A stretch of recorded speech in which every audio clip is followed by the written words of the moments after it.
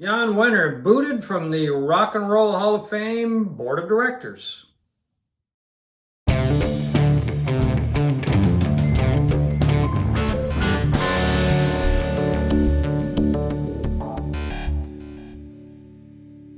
A huge development the last few days at the Rock and Roll Hall of Fame Foundation.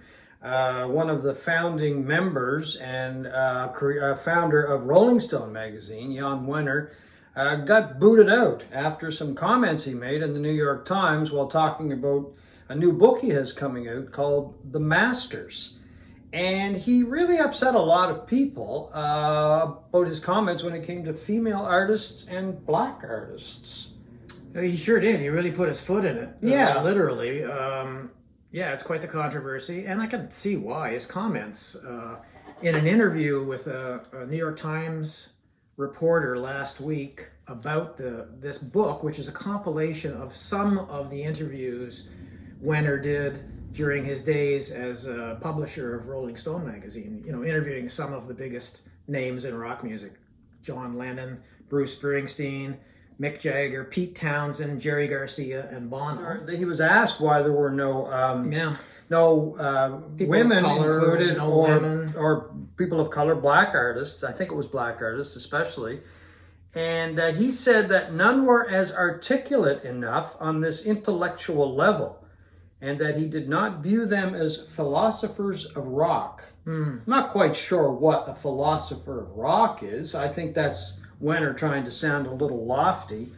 And then he said, just for public relations' sake, maybe I should have gone and found one black and one woman artist to include here that didn't measure up to that same historical standard, just to avert this kind of criticism. Yeah, that's the really, really, really damning quote, I think, that suggests he would have to find somebody and settle. He would have to go on a search or something. And settle for them. I mean, if you're talking about historical perspectives, what about Chuck Berry at the very least? There you He's go. The guy, him and Little Richard are basically the guys that are credited, more Berry probably than Little Richard, I'm not sure, but with inventing the entire genre. Yeah, and I think Chuck Berry was one of the first inductees into the Rock and Roll Hall of Fame. I think he was in that first group. He was in the first group, absolutely, and as was Little Richard, I believe.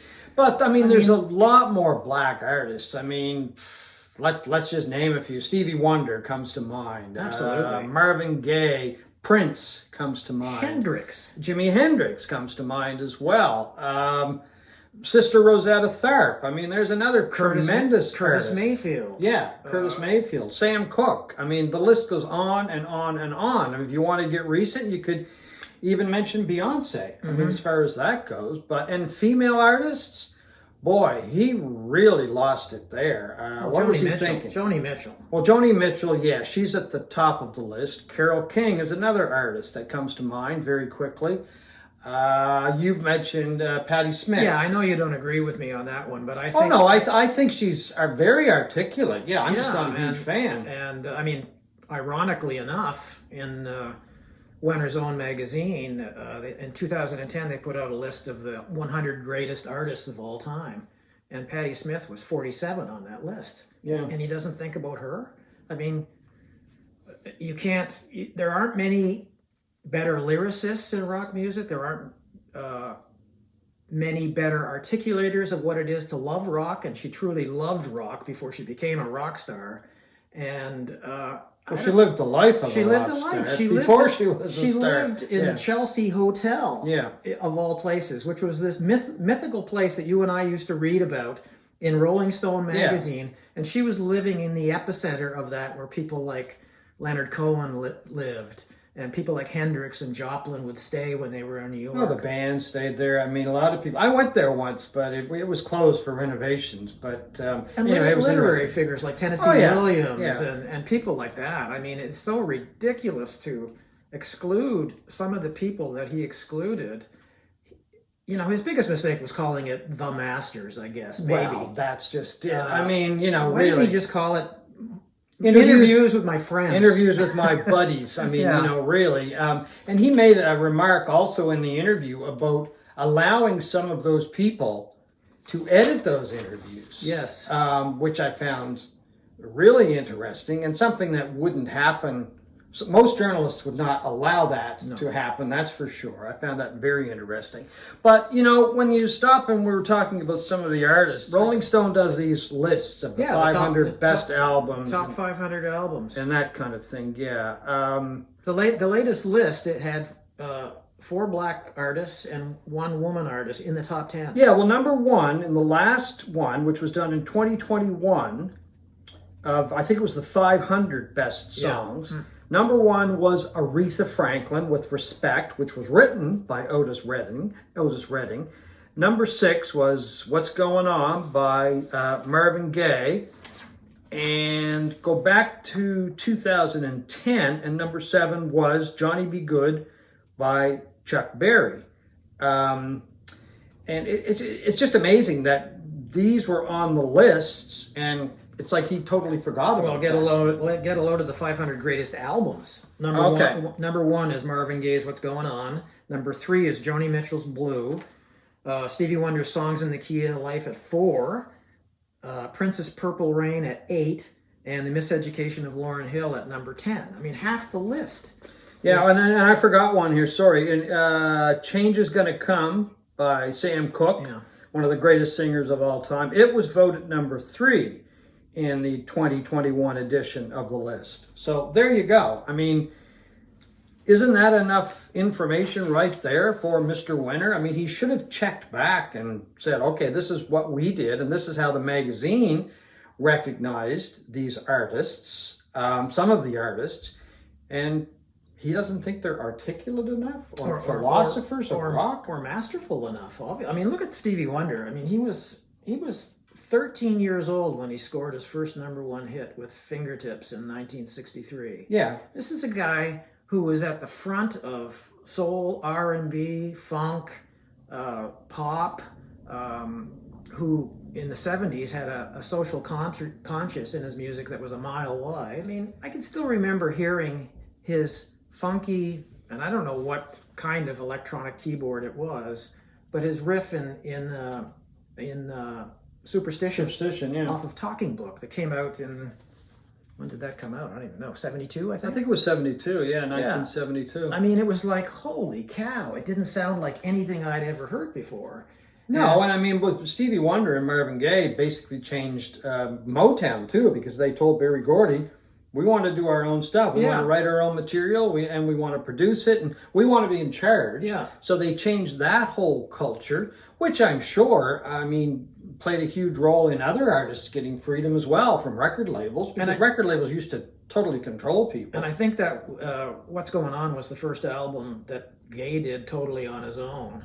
And it's #1 on the Rolling Stone list of greatest albums of all time. It's a fantastic album. Yeah.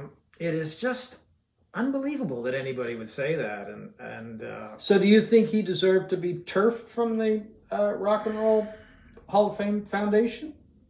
It's hard to argue against it, isn't it? I think so, yeah. Yeah, I mean, it's especially in this day. To me, it's just in this day and age. I mean, we're so careful about what people say and all of that, and rightly so. Well, it just shows a lack of respect, I think, for female artists and for black artists and other artists of color as well. And I mean, that's to me, just as I said, a total lack of respect for them. Well, Joni Mitchell too. I mean, she practically invented the genre of confessional female singer-songwriters.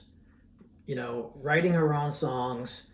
Her lyrics were among the greatest in history. Poetic lyrics, great poetic lyrics. She was a masterful acoustic guitar player. Oh yeah, making great strides and innovations in things like open tunings and creating her own chords in some of these songs. And then in the second half of her initial 10 years in music, she becomes this jazz person. Yeah, who records these incredible jazz albums that earn the respect of people like Herbie Hancock and Jaco Pastorius and all of that. I mean, if she's not a giant of all time of music, and not just rock music, that's for darn sure, just music in general, right? Because I really hate pigeonholing people anyway, especially somebody like Joni Mitchell. I mean, and I'll throw in Carole King, because she started off as a songwriter, and then became a solo artist, not really known for her ability when it came to playing an instrument. She was a very good piano player.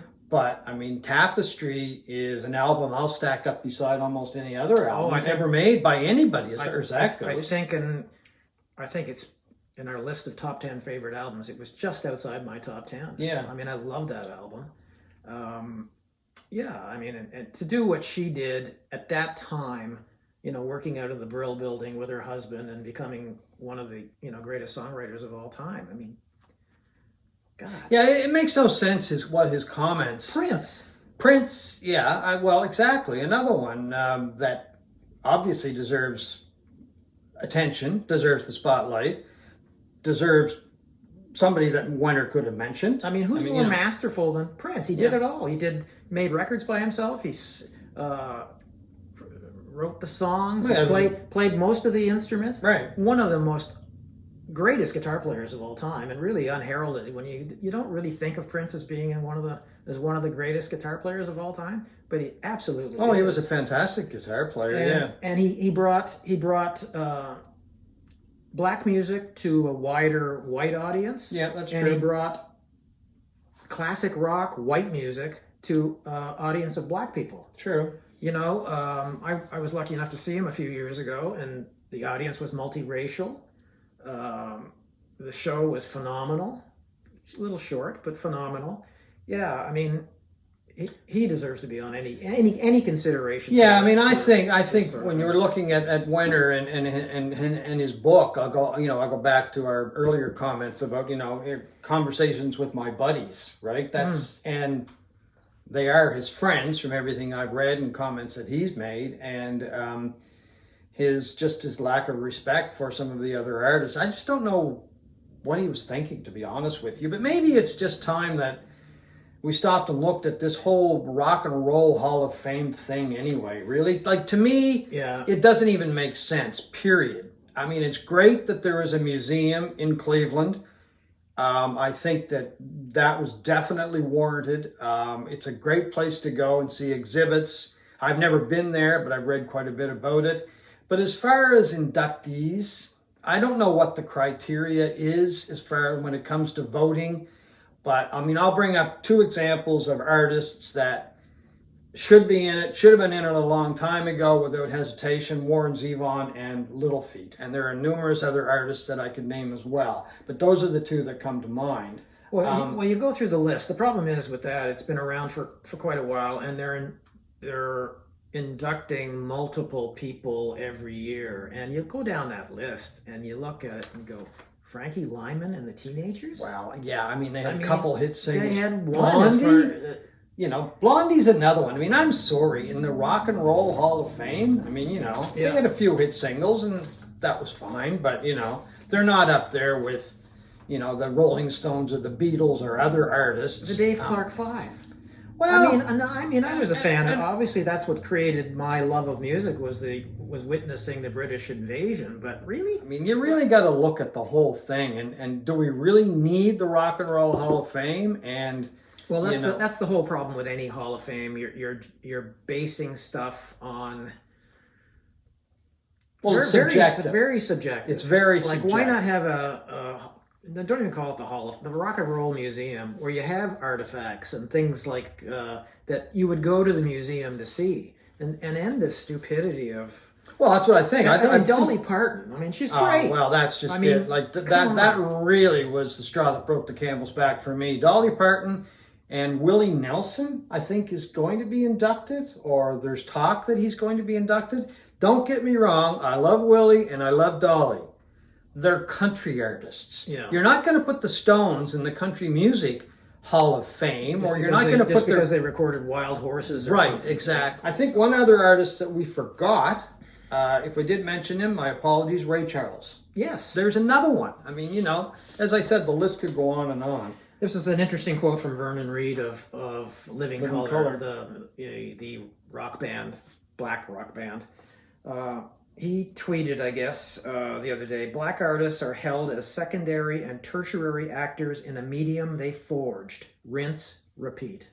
That's a great comment. That is a great comment, It would really be remiss of us if we didn't include the apology that Wenner issued. He said, "I made comments that diminished the contributions, genius, and impact of Black and women artists, and I apologize wholeheartedly for those remarks." And he also said, "I totally understand the inflammatory nature and badly chosen words and deeply apologize and accept the consequences." So, I mean, we'll give him his due. He did apologize. He did step up to the plate, realized that he, made these very insensitive comments, and apologized. But what happens here? I mean, who knows? I think, will be ostracized in some circles. It'll be interesting to see what some of the folks in the book say. What comments they will make. Yeah, and of course these interviews were done, some of them a long time ago, right? Yeah, I mean, Jerry Garcia. The Jann Wenner one was in 1970. Yeah, and Jerry Garcia is no longer alive. Yeah. But it'll be interesting to see what Bono says, Pete Townsend, what they say, and Springsteen as far as that goes. So anyway, folks, we hope you have enjoyed our review of the comments that ended up in Jann Wenner being booted from the Rock and Roll Hall of Fame Foundation. And I think we'll all be kind of keeping an eye out to see what happens. Chances are the book will be a bestseller.